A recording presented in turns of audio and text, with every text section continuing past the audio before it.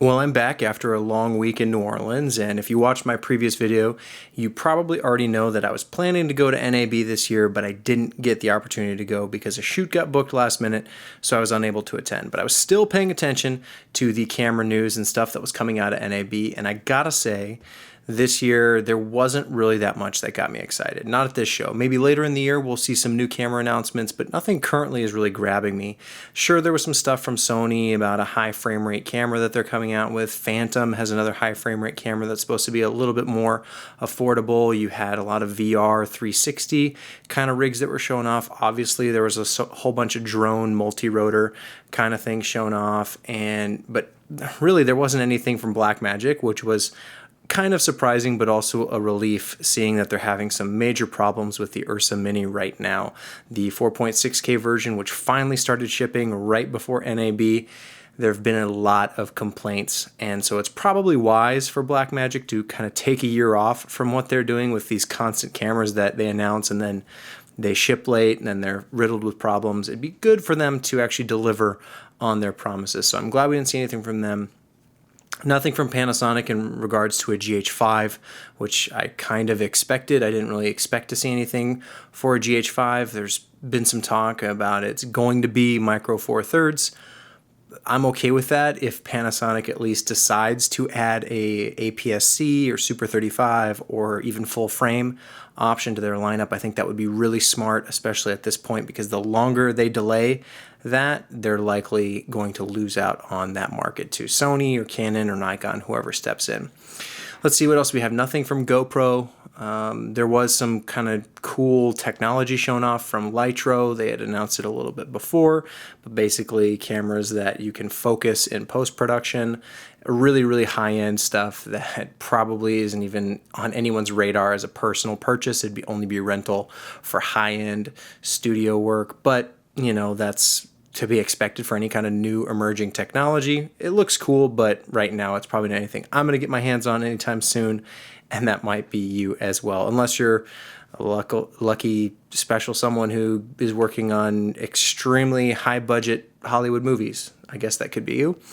What else came out of NAB? Not really that much. Like I said, it's a pretty ho-hum kind of year where it looked like a lot of things kind of developing and pushing forward, and kind of that the main stuff breaks through, and then we have these kind of iterations on the technology we currently have. It felt kind of like that. Nothing from Canon other than a kind of weird, I don't know what it is. It's just a strange camera. I don't even remember the name off the top of my head because it's not anything you would remember without memorization. But you could check that out. It doesn't look particularly interesting. Panasonic showed off their VariCam LT, which again doesn't look that interesting to me.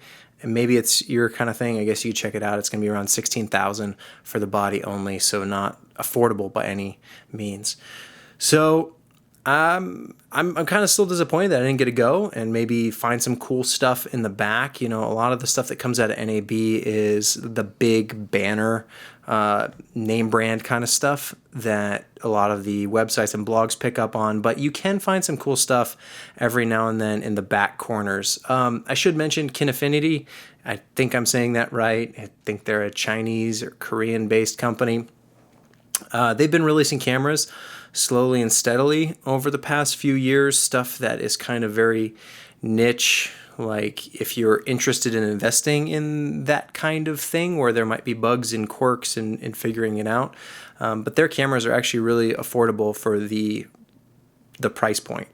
No, but their cameras are actually pretty affordable considering the feature list that they have. I just always wonder if there are going to be issues like what Blackmagic is experiencing. I'm not really sure, not too familiar with their brand, haven't actually used any of their cameras, but it's definitely something to go check out because the price point is attractive. We're talking about $5,000 or $6,000 for 5K and 6K cameras that claim, 13, 14, 15, 16 stops of dynamic range in some cases, high frame rate, raw recording, ProRes, etc., etc., etc.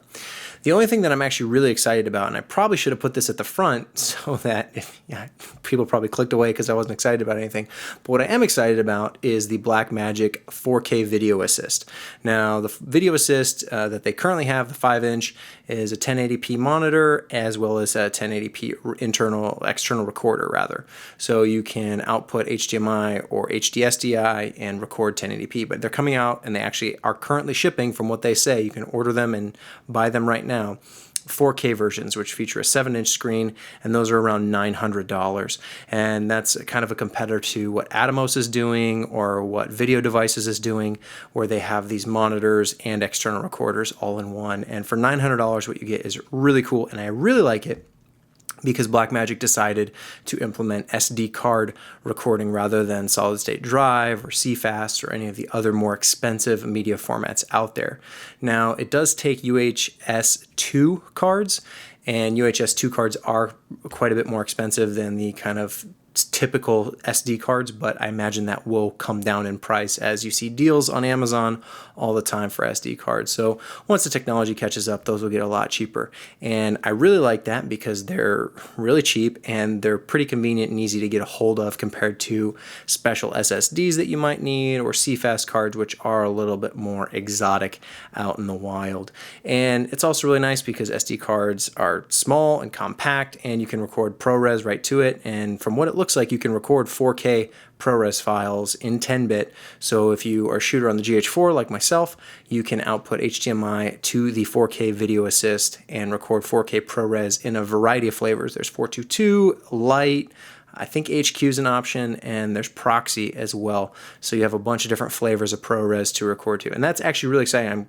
I really want one. Probably going to get 2 maybe at some point, but it doesn't look like currently that there's any kind of LUT implementation. So if you're shooting Vlog-L on the GH4 or log in general on any camera, you may not be able to monitor with a LUT applied, which hopefully they can fix with a firmware update. I didn't see anything about that on their marketing or branding. I might be wrong.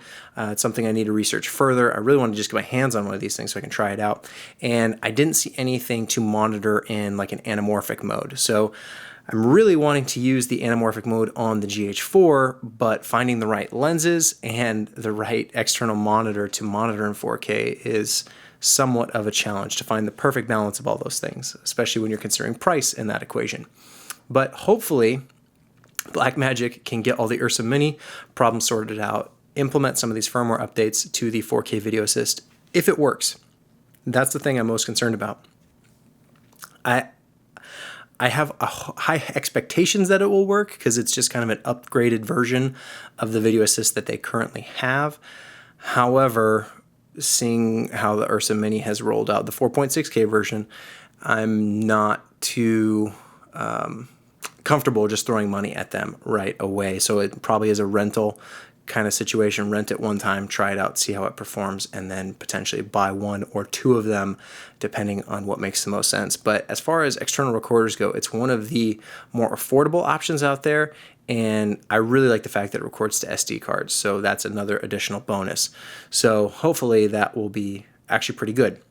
But other than that, not a whole lot coming out of NAB this year that gets me excited. I'm sure there's stuff that maybe you saw that you thought was really cool.